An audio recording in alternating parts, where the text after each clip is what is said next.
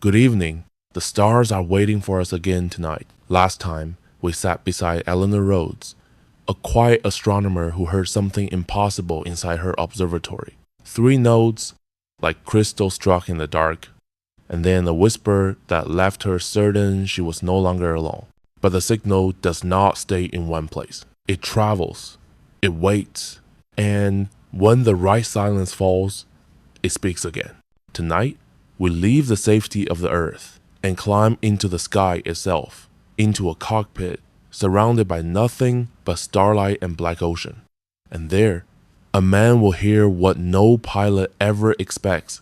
This is The Signal, Episode 2, The Voice in the Sky, Scene 1, 1, 1, 2, 30. Captain Adrian Cole had always loved the night sky. He didn't admit it to anyone. Pilots aren't supposed to be dreamers, after all, but there was a part of him that cherished the silence of night flights. While passengers slept behind him, while the world spun unnoticed below, he was alone with the stars. On that evening, he was ferrying a heavy cargo plane across the Pacific Ocean. No passengers, no chatter. Just him and the steady roar of the engines. The cockpit was dim, lit only by the glow of instruments, altimeter needles, blinking indicators, a soft green radar sweep, everything normal, everything calm. The ocean below was absolute black, stretching in every direction, no lights, no horizon. The stars above were scattered diamonds, brighter than he had ever seen from the ground. The clock on his panel read 2:10 a.m. He unscrewed the cap on his thermos, poured a swallow of lukewarm coffee, and slipped his headset back over his ears. Static murmured inside the line, familiar, comforting. He leaned back, sighed, and then heard something he would never forget.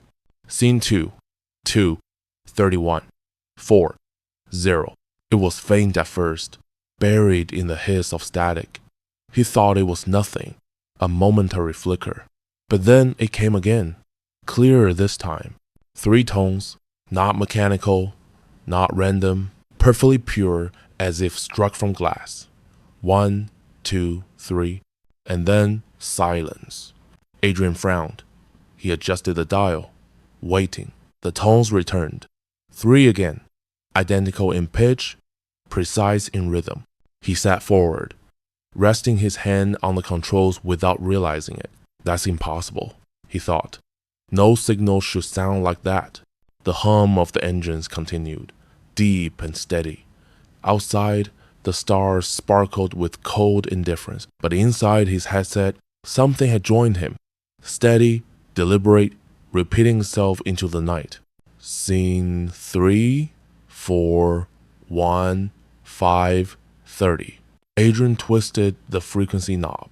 He switched to emergency, then to military, then to local weather. The tones followed him. No matter what channel he tuned to, there they were. 3 notes. Silence. 3 notes again. A chill spread across his chest. This wasn't a stray radio transmission. It was following him. He pressed the headset harder against his ears. His breath slowed, and in that stillness, he realized there was something else beneath the tones. A whisper. At first, he thought it was his imagination, but as the tones played, he could hear in the gaps between them, like a voice speaking from behind a wall of glass. Not words he understood, not even a language he could name, but a voice, soft, patient, present. Adrian swallowed. His mouth was dry. He whispered back, almost without thinking, "Who's there?" The tone stopped. For 3 long seconds, there was only silence. Then the tones returned, slower this time, stretched, almost as if they were answering. Scene 4-5, 31, 7:20. Adrian's fingers hovered over the radio. His training screamed at him, "Call control, report interference." But his instincts told him this was no interference. Still, he tried. "Henderson Control, this is cargo flight 214. Do you copy?" Only static. He tried again, switching frequencies, repeating the call sign. Nothing. The sky, the ocean, the entire world was silent, except for those three tones. He felt sweat gathering at the back of his neck. The stars outside seemed closer now, sharper. Their light pressed against the glass of the cockpit like eyes, and the whisper grew stronger. It didn't sound threatening. It didn't sound kind. It simply was.